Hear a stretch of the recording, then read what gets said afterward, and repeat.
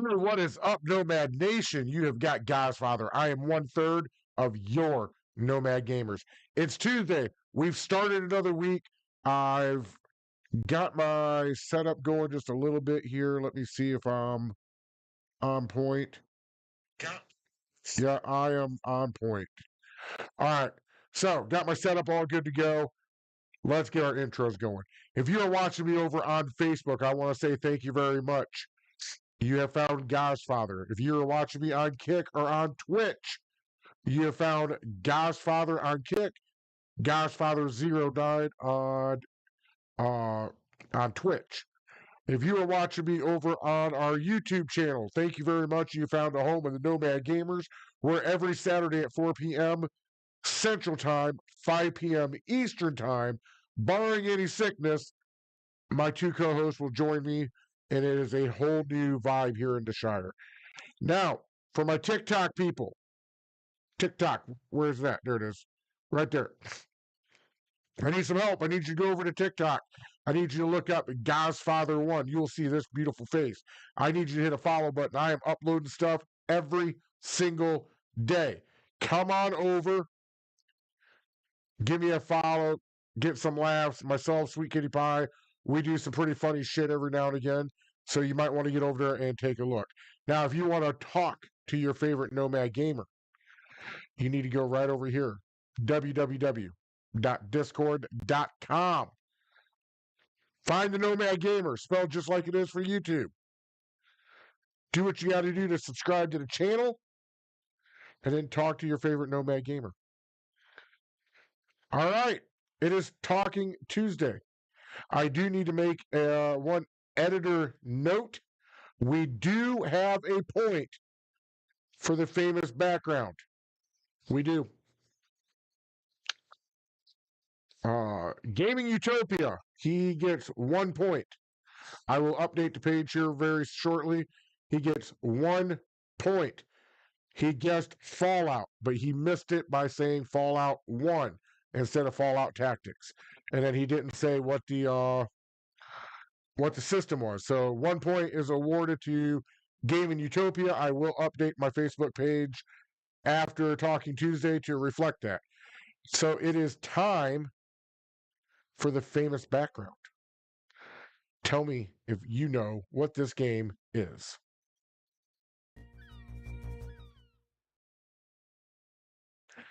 There it is. You got this dude over here shooting this dude.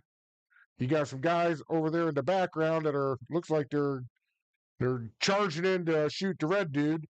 Then you got the blue dude that is right there, who looks like he's been smoked.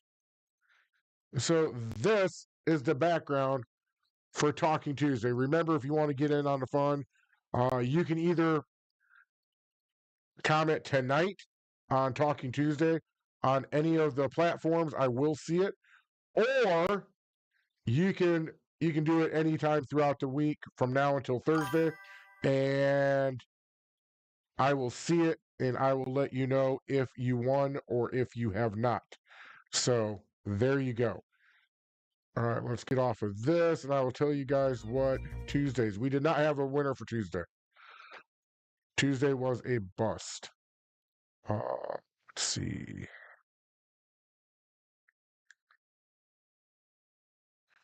What was Thursday's background? Thursday's background was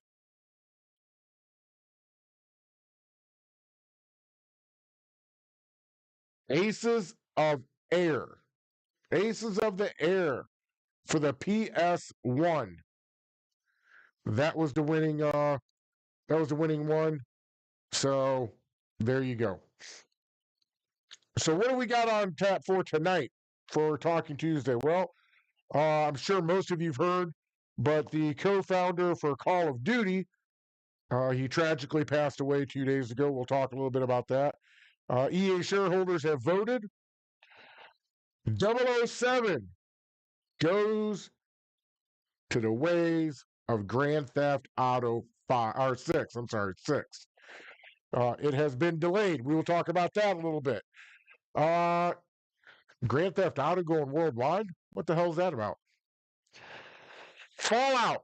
We got some smack talk going on in Fallout. We got some news on New Vegas too. We got some news on New Vegas. 2K Games have choked out another WWE game. We'll talk about that a little bit. And then we got some GTA 6 news to round out the night. So let's get into this. Let's see.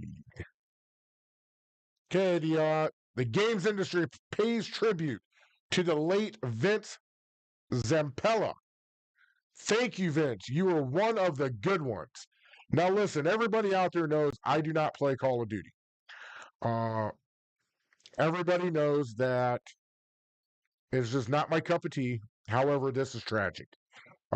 This man, he brought arguably one of the best first-person shooter games to grace the gaming industry. You have to recognize success even if you don't like the product. And the product was a huge success. When was this? I want to make sure I get my days right. Okay, yesterday. So it would have been Monday. Yesterday brought the tragic news that Vince, co-founder of Call of Duty Studio Infinity Ward, and a head of Respawn and Ripple Effect at Electric Arts, died in a car crash in North Los Angeles. A passenger in the car was also killed in the crash. I can tell you right now, from driving in North Los Angeles, those roads are actually all roads in Los Angeles are freaking crazy. Zampella was the colossal figure in video games, with his first major credit being lead designer on, I didn't know this, on Medal of Honor Allied Assault. I remember that game. It was a good game. He'd go on to co-found Infinity Ward with Grant Collier and Jason West in 2002. I remember that game too, which not only created Call of Duty, but reinvented it and mainstream shooters more widely.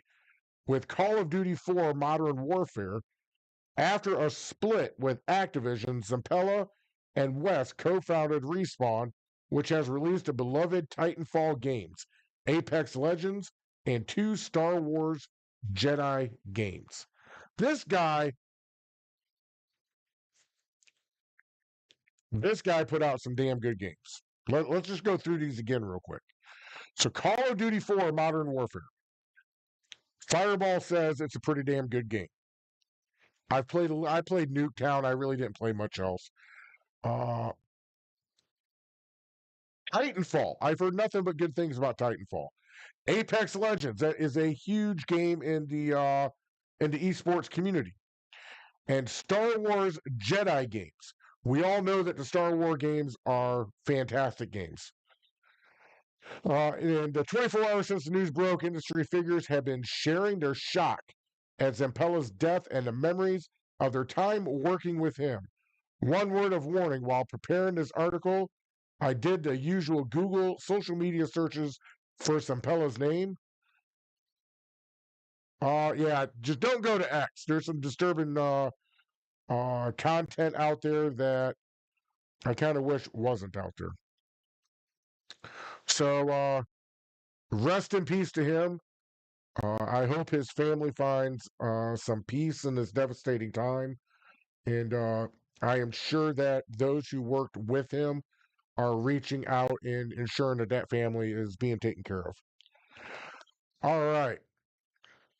We are going to move on to the whole EA debacle.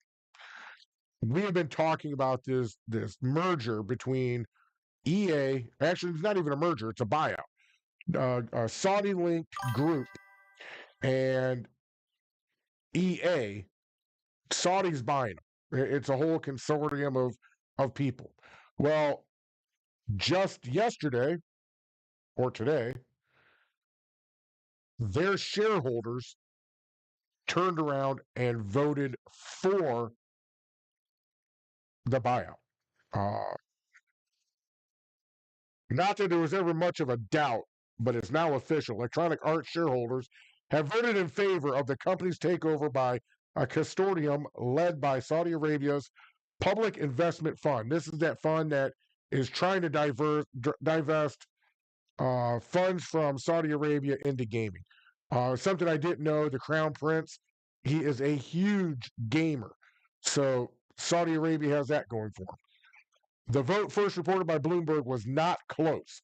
A subsequent SEC filing indicates that more than 201 million votes were cast in support of the acquisition versus just 1.9 million votes against and 90,000 absentations. There was a whole lot of goddamn shareholders. The vote on compensation payable to EA executives following the close of the deal was somewhat less lopsided, but not enough to make it any less of a blowout. 1278.3 million for, 25 million against, 254,000 abstained. So as they say in high-priced financial circles, that's that. The buyout will see EA taken private in a deal worth $55 billion in total, with current shareholders being paid out at $210 per share, a 25% premium on the company's closing price as of September 25th, 2025. That makes it the largest leveraged buyout in history. You might want to go look into that deal to see exactly what's going on, but it looks like it's a done deal. The only thing holding them back now is the regulators, is the SEC, is the FCC, or whoever in the government looks at these buyouts and looks at if it's going to be a monopoly or if it's going to be a bad deal for the public. That's the only thing they have to clear now. Dakota, welcome to the stream, my man. How are you doing on this fine night? So let me now that we're past EA, let me explain what happened Saturday for all of our loyal listeners. So we already knew that Fireball was going to be out of town, and Zanar Crest Rider and myself, we were going to go ahead and put on the Nomad Gamers, just the two of us, with possibly bringing in a guest co-host. However, as fate hit us, if you watched Talking Tuesday last week, and more importantly, if you watched Thirsty Thursday last week, you will know that I could not speak at all. I had no voice. I was sicker than a dog. We have got something going around our office. But either way you look at it, myself and Crest Rider came down sick. So we decided that it was just, at that point, we're pushing. We're forcing the issue. And we don't ever want to force anything because we want to bring you the absolute best product that we can. I'm a lot better. You can hear that I'm still sniffling a little bit. You just heard I sneezed. Once in a while, I got to clear my throat, but other than that, I have my voice back. I feel a lot better. Wonderful. It was my last day waterproofing, now on break. I don't go back to work until January 12th. Start my new job. Congratulations, Dakota. Starting a new job is always a good thing. I hope it's better hours, and I hope it's a pay raise. We're always looking for pay raises. We're always looking for the better opportunity out there. So, congratulations. All right, so that was EA. That was the death of the Call of Duty co-founder. Our intro, our famous background. You want me to show it to you one more time? I feel like I should show it one more. Oh, I can't show it one more time. You're gonna you you're gonna have to go back. See, there's that annoying cough that I have. All right, so we all know that Call of Duty 6 pissed off everybody by delaying. Well, they're not the only ones in 26 to delay now. Another hotly watched game that everybody is kind of anticipating to come out was the 007 First Light. Uh, interactive James Bond game is delayed to ensure the experience meets the level of quality you players deserve on day one. How do we know? They haven't brought out a new game in a while, so what kind of quality are we looking at? 007 First Light, IO Interactive's foray into the world of James Bond, has been delayed a little bit. Instead of launching on March 27th as planned, this is going to piss me off. The studio has decided to give it a couple more months of work. It will release on May 27th instead. Not bad. Okay. I feel a little bit better now. 007 First Light is our most ambitious project to date, and the team has been fully focused on delivering an unforgettable James Bond experience, bringing together breakthrough action, globe-trotting, spycraft, gadgets, car chases, and more, IO wrote in a message shared on X. As an independent developer and publisher, this decision allows us to ensure the experience meets the level of quality you players deserve on day one. I'm excited for 007 just as much as what Dakota just commented. Give me just a second. I'll explain this here in a second too.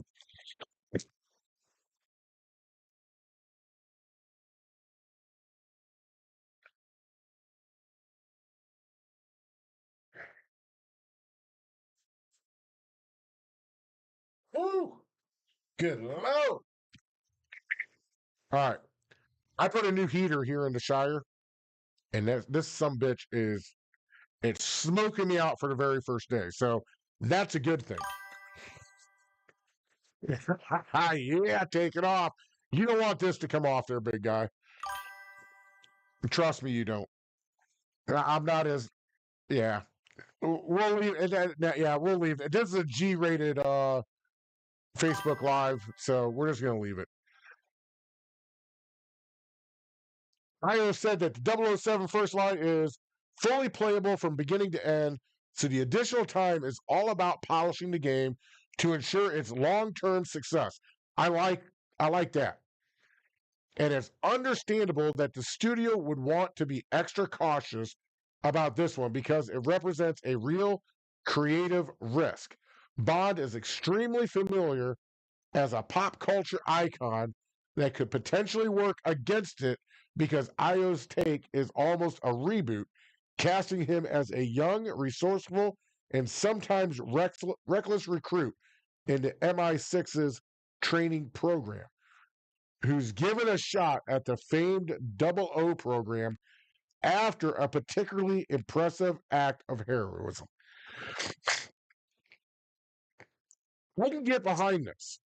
Even if it's a reboot, even if it's a remake, I can get behind this because there's so much content with the 007 series that this could be something that this independent developer can work on going forward. You got 007 First Light. You've got how many movies? I think there's like 7 of them. Out of those 7 movies, you could probably make, oh hell, I don't want to go out on a limb here, but I think I will. 4 or 5 games, maybe more, because every movie was two and a half hours. Just think about it. If they were to go buy the movies, this reboot would be something else. It would be it'd be amazing. So what do we got here? Yeah, easily, and this could be another very popular, almost to the point of uh, game of the year material. And I say almost for one reason, because if you look out there and you look at what's forecasted to come out in 26, you have Grand Theft Auto 6 coming out. You got 007 First Light coming out. There's a couple more that are just escaping me right now. But the one big giant in the room, the elephant in the room, we all know that Grand Theft Auto 6 is coming out. And we all know that Grand Theft Auto 6 is going to be the favorite to win Game of the Year. Another game better come out and just absolutely blow the doors off of everybody to where they win and Grand Theft Auto loses. I don't see it happening. Speaking of Grand Theft Auto, if you remember a couple weeks ago, we were talking about the former head of Rockstar Games, I think it's Dan Houser or something like that, said that the reason why Grand Theft Auto is only based in America is because of the guns. He said a lot of other stuff that fluffed it up, but when you take all that fluffiness out of it and you get right down to the nitty gritty of the point, it's because of guns. Because the violence of Grand Theft Auto is at the heart and of the core of that gaming franchise. Could you imagine going over somewhere where you're just using a fucking knife? It'd be boring. Grand Theft Auto could have been a globe-trotting series like Assassin's Creed, according to former Rockstar technical director. We had ideas about GTA games in Rio de Janeiro, Moscow, and Istanbul, while Tokyo almost happened. Think about those locations real quick. Rio de Janeiro. That would be cool. Moscow would be cool. Istanbul would be very cool because it is almost set up the same way as what Los Santos is. And then Tokyo, man, come on. When you're talking about a car game, when you're talking about something like this, Tokyo is always in it. I don't like how they link Assassin's Creed with Grand Theft Auto. I don't like that at all. If you look at it from another point, from a movie standpoint, it's almost like the Fast and the Furious, except for you don't have that core group of friends that are family. But if you look at Fast and Furious, it started out as a racing movie. It started out as, two cars line up and away they go, and there's crime on the sides. You got all this other noise going on. But at the end of the day, it was about theft, and it was about cars, and it was about racing. Grand Theft Auto started out the same way. It did. Now, if you look at the Fast and the Furious franchise, the later you get in the movies, the more crazy the shit gets. I'll give you an example real quick. I don't remember which Fast and Furious it was. It might have been 6 or 7. I do know it was after Paul Walker died, where, oh hell, I can't think of his name now. Not Dom, not Ludacris. Oh hell, he's the one that says, and we ain't hungry no more, cuz. Him. I can't think of his goddamn name. But anyway, he's funnier than shit. But anyways, he is in a car and they go into fucking space. Look at Grand Theft Auto back in 1718. Flying cars, flying bikes. You had that orbital strike from the facility. Grand Theft Auto started getting out there just like the Fast and the Furious did. If you watch some of the newer Fast and the Furiouses, I think 9 and the first half of 10, they come back to earth a little bit. If you look at the later DLCs for Grand Theft Auto, they come back to Earth predominantly too. They don't take away all that stuff that went way out there, but they're focusing more on what they should have been all along. I kind of got off on my own little tangent there, but I think you know what I mean. Another studio in Japan was going to do it, take the code, and do GTA Tokyo. Outside of a trip to London in 1997, Grand Theft Auto has always stuck to fictional analogs of American cities for its settings. But there is a reality where Rockstar's hugely successful crime epic is a globe-trotting as Assassin's Creed. I've already established I don't like that comparison. According to Rockstar North, former technical director Ob, oh my God, Vermenji? I'm trying. The company toyed with numerous international locations at various moments in its history, and at one point, we very nearly had a Grand Theft Auto set in Japan. Now, some of what I'm going to read next hits home. It's going to make sense to you. We had ideas about GTA games, and I already said that. Vermenji joined Rockstar North in 1995 when it was still named DMA Design and worked both on GTA 3 and GTA 4, as well as Vice City and San Andreas. Tokyo almost actually happened, he added. Another studio in Japan was going to do it and take our code and do GTA Tokyo, but then that didn't happen in the end. According to him, the reason these locations didn't happen was because Rockstar felt that the U.S. flavored settings were safer. There we go with guarding their bottom dollar. People love having these wild ideas, but then when you've got billions of dollars riding on it, it's too easy to go, let's do what we know again, he explained. And also, America is basically the epicenter of Western culture. So everybody knows the cities, even people who haven't been there. They have a mental image of the cities. Real quick, when I was out in Los Angeles this spring, you remember I took a little I took a goddamn break for, I don't know, about 2 months because I had to go out there for work. When I was driving down the road, I kept saying to myself, this looks familiar. Something feels familiar about this. And then I was driving down to PCA one day, going to my office.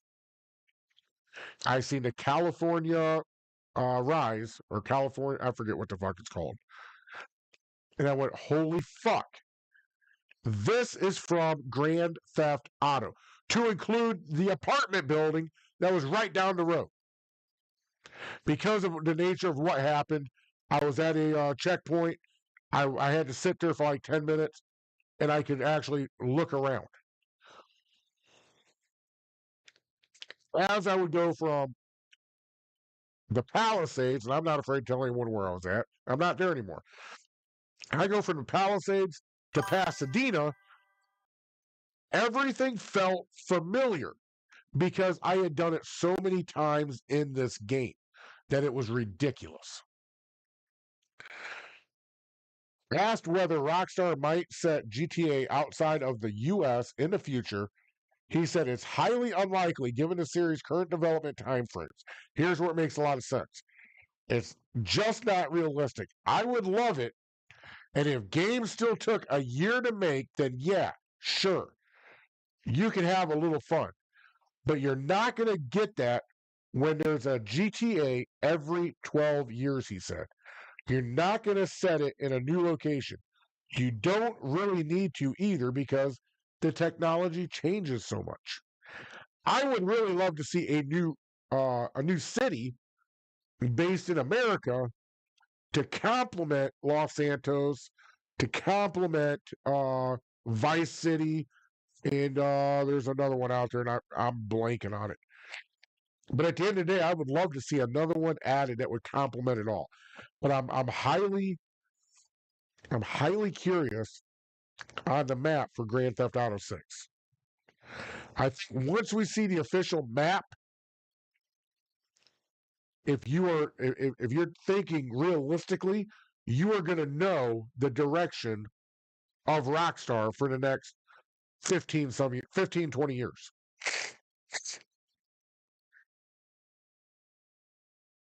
Uh, on top of all this, I also think that Grand Theft Auto is too bound up in being a satire on U.S. culture to stretch beyond its borders. Casting the same caustic eye on a different country would be tricky to pull off without it looking like punching down. The exception to this is the UK, as that's where Rockstar North is based. Now, Rockstar just doesn't seem interested in revisiting London or exploring other UK cities. They've already come right out and said, we're not doing it. However, the reason why I brought this to Talking Tuesday was because I found it very interesting that he said exactly what I said. That if they were bringing out a game every year or two, they could do a little bit more. But not when you have a GTA coming out once every 12 years, once every 15 years. It just doesn't work. Grand Theft Auto 6 is in the billions. It just don't work. All right, so we have two pieces of Fallout news. We have something about 2K games, and then we got some Grand Theft Auto news. So we're gonna swing back to the Grand Theft Auto. Fallout 4's, and this is where the smack talking begins. Fallout 4's lead designer reckons it is the most replayable game in the series thanks to its interweaving quest, which I'm sure will go down swimmingly with the New Vegas sickos. Not my words, his. I love you guys. I love the New Vegas uh, faithful. I got my own thoughts on this. Let's get through this before I say my own thoughts. And I thought about Fallout 4 in a lot of different ways since first playing it 10 years ago. I can't believe it's been 10 years, but okay. On its release, I thought it was the weakest Fallout game, lacking the role playing depth of its forebears. But a recent replay helped me see its strengths as a survivalist shooter. There's a lot to love about its depiction of post nuclear Boston. If you're willing to overlook the fact that you solve most problems with a gun, I can overlook that. One aspect of Fallout 4 I haven't considered much, however, is its replayability. I've replayed it multiple times. But it's a point that designer, director, Emil, why do all these guys have hard names to say? Pagalero feels strongly about, as he recently discussed, speaking to Game Radar. That's where I got this information from. He explained how he believes that RPGs interweaving quest lines whereby the factions you support affect the choices available to you in the main quest. Make it the most replayable Fallout game. I think he's stretching here. I really do. He began explaining his position by talking about Fallout 3. Don't diss on my Fallout 3. The interesting thing about Fallout 3 is there is no faction quest. There isn't. He observed a fact which separates Bethesda's first stab at Fallout from its Elder Scrolls RPG. For Fallout 4, it was the first time we said, you play Skyrim and you play these factions, but they're disconnected from the main quest. They're really self contained, but in Fallout 4, let's weave everything together. And it was the first time that we did that. Thinking back, they did. I still wouldn't call it the best replayable. I think we're still playing on words here. According to Pagliaro, threading these quests together was probably the most difficult thing that he or Bethesda's design team has ever done. At one point, I gave a talk about that, and the slide for the talks is just a big bowl of spaghetti. Oh, God. Hold on.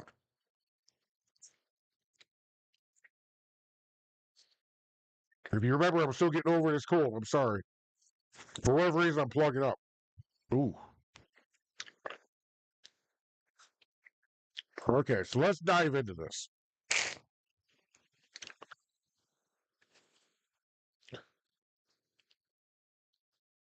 I'm struggling here.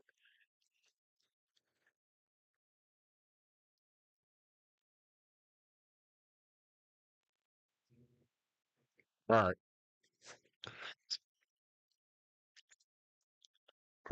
Let's see. Now I'm sure the ears of the New Vegas fans perked up at the notion that Fallout 4 beats Obsidian's take on Fallout and replayability.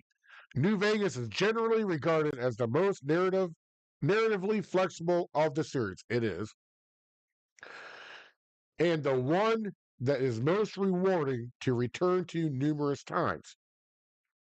Okay. It certainly affords more role playing opportunities than 4, which is hampered by how its dialogue system forces you to innovate or inhabit a character. This is something Bethesda's creative chief Todd Howard said did not resonate with players, and maybe why Bethesda reverted to a more traditional dialogue system in Starfield. Yeah, that makes no sense to me, but okay.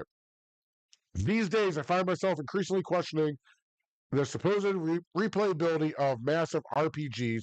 While their various pathways may offer high replay value in theory, in practical terms, seeing all those pre-mutations requires a commitment that my spare time simply won't allow.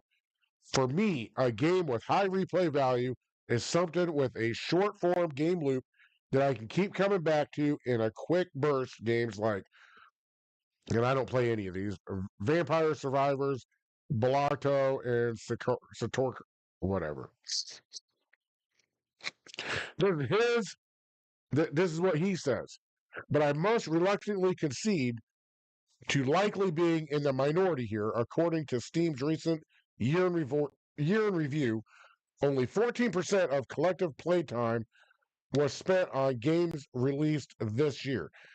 True that it could be because everyone's working through enormous backlogs, but I reckon it's far more likely the players are sticking to the same number of big games. No doubt that includes Bethesda's behemoths like Skyrim and Fallout 4. All right, that's a lot to unpackage. Let's unpackage it. I am not going to sit here today and say Fallout 4 is more or better at replay than what Fallout New Vegas is. What I will say, what 4 has going for it that New Vegas does not, is 4 is out for the PS4 and the PS5, whereas New Vegas is not. The 4 and the 5 have been out collectively. Oh, the 4 has been out since, I don't know, 2009, 8, 9, something like that. And if not, I'm off by a couple years, one way or the other. So players have had, we're going on 10 years now with Fallout 4. We are going on 10 years where they can go back to it. We have had the absolute, I don't even know how to put this, but the letdown of Fallout 76 back in 18, which drove a lot of players back to Fallout 4.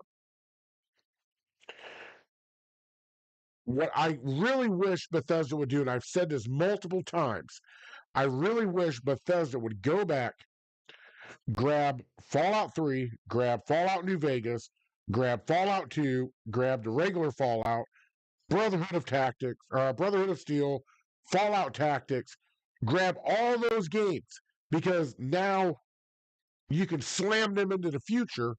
You can give them the same feel as what Fallout 4 has. Make it to where you can make a camp. Make it to where you have a base camp. Because I don't remember having anything in Fallout New Vegas. Now that I'm on the PC, I can go back and play New Vegas, and I'm going to tell you right now, I'd enjoy every minute of it. I have replayed Fallout 4 so many times, I don't care to do it again. And I've played Fallout 76.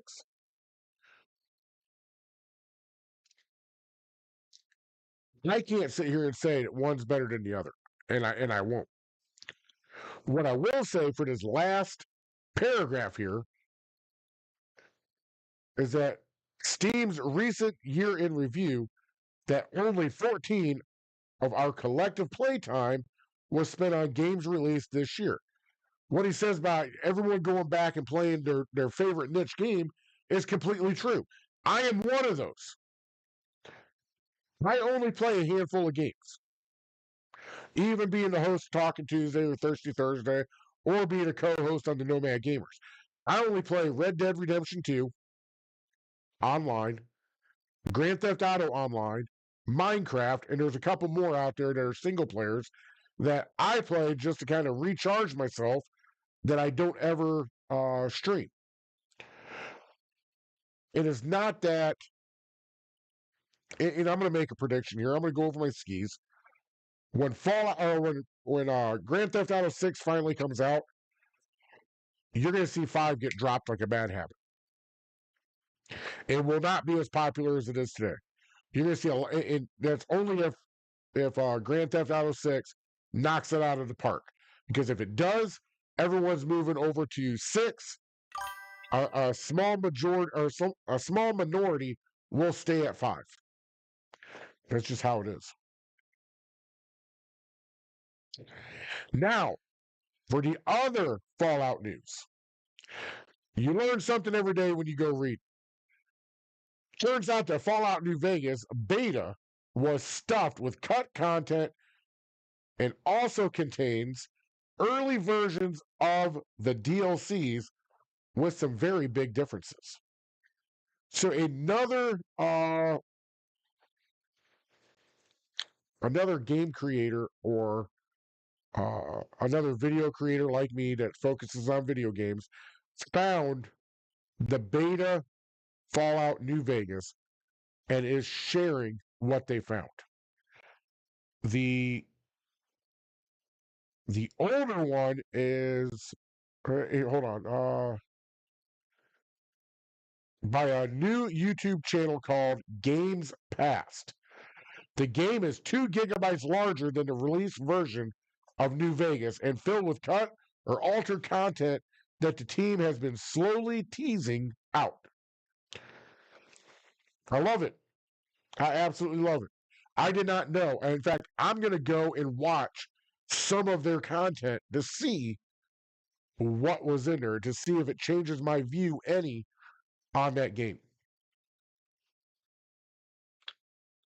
Woo! All right, I gotta speed this up a little bit. All right. So I thought I'd throw a new game in there, something that I just like to play out there offline. Kind of lets me release my mind and just do what I got to do. 2K Games chokes out another WWE game just 2 years after the launch. I picked this out for one reason because one, I do follow some of the WWE games. It's a childhood thing that I just never got rid of. And number two, here very shortly on February 1st, 2026, that game that was released back in 2024 will lose all online functionality on March 31st. Offline modes will continue to function as normal. I picked it out because Fireball and Crest Rider at one point in time were talking about games that where the developer cut them off. Here's one where they're cutting it off before the new one even comes out.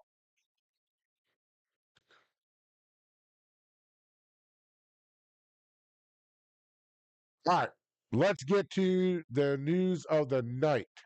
You know, I always save the juicy shit for last. Uh, Former GTA director says GTA 6 will be the most expensive game ever developed. We already know this. However, he is saying that it will not cost $100. If you remember, there's been all these rumors out there saying Grand Theft Auto 6 is going to cost $100, and everybody was up in arms. I believe we were talking about this a little bit at the very end of Chungus's time with the Nomad Gamers. Uh, a former Rockstar director claims that Grand Theft Auto 6 won't cost $100, even if it has the history's most expensive development cycle. Despite various reveals, much of the mystery around Grand Theft Auto 6 remains. That's good. But one insider thinks that fans don't need to worry about paying $100 for the game when it finally releases. Look, I'm going to tell you right now, when Grand Theft Auto 6 gets ready to release, I'm going to open up my wallet and go, here, take my money. Then I'm going to turn around and look at my boss and say, buy for 40 hours. I'm going to take a week off, and I'm playing Grand Theft Auto 6. That's just how it is. They can have it at $100. Who cares? Players are still going to go out and buy it. They have already proven this. Games are up to $80 now. Players are still going to buy them. I was wondering with the higher cost of the games, if we would see some of these not sell as well because of the higher price. That is not the case. Those games just keep going. Most of them were on Nintendo, and those games are smashing it. The last Grand Theft Auto became the most profitable entertainment product of all time and remains one of the best-selling video games ever, being second only to Minecraft. I found that very interesting that Minecraft is beating out Grand Theft Auto, and Minecraft has very little changes through the years. I can only remember one change, or two changes, over the past probably 10 years. Well, let's see if there's anything else in here.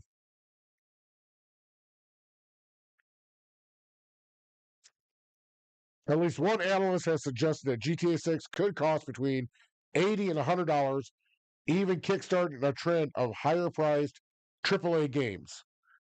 But Vermengi disagrees.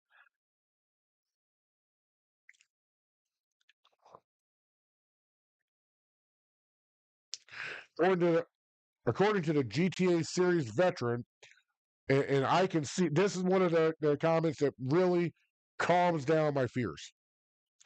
Rockstar will probably make it a regular price game and then make the money on the back end.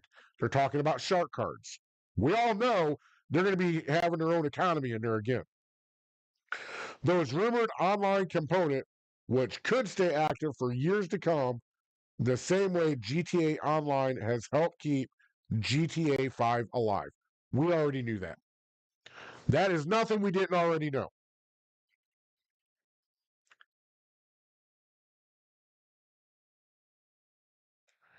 And then after that, the rest of this article is pretty much uh, speculation on what Grand Theft Auto 6 is going to be. And like Zanar Crash Rider says, Fireball says, and I'll tell you, we don't report on rumors. We can care less about rumors. We want facts. And I felt this was enough of a fact to go, yes, I'm going to report on this. All right, that takes us to the end of Talking Tuesday. We've got an action packed week coming up this week. Tonight, I am going to, after I come off air, I'm going to go inside. I'm going to eat my dinner. Yes, I haven't ate my dinner yet. When I come back out, I have to do a whole bunch of editing on Talking Tuesday. You can find these segments on Facebook. You can find these segments on TikTok, and you can find them on YouTube. just the segments of what I'm saying, parts 1 and 2. Tomorrow is Christmas Eve. Merry Christmas, Nomad Nation. I hope you have a very relaxing time with the ones that you love or the ones that you choose to spend your time with. Don't eat too much. I hope you get whatever you want. Uh, I'll be on during the day, I think, but I will not be on in the afternoon. Uh, that is when all my little nomies are going to be here. And we are going to be here in the Shire and in my house, and we are going to be celebrating Christmas. We're going to be celebrating it in our way. Uh, so that's that. On Christmas Day, the 25th, uh, I have not decided if I'm going to have Thirsty Thursday. We might push off and have Freaky Friday. I don't know. Uh, Only because I don't know what time I'm going to get back from in laws. So it might just be a Merry Christmas. See you tomorrow. Friday, I'll be gaming. Saturday, I'll be gaming. Nomad Gamers will be on. And then Sunday, I will not be. Sunday is my day off. So, in the words of my good friend Santiago Cirillo, we're going to report on him either on Thirsty Thursday or Freaky Friday. But in the words of Santiago Cirillo, your negativity cannot break me. You're beautiful the way you are. Keep gaming. Keep being you.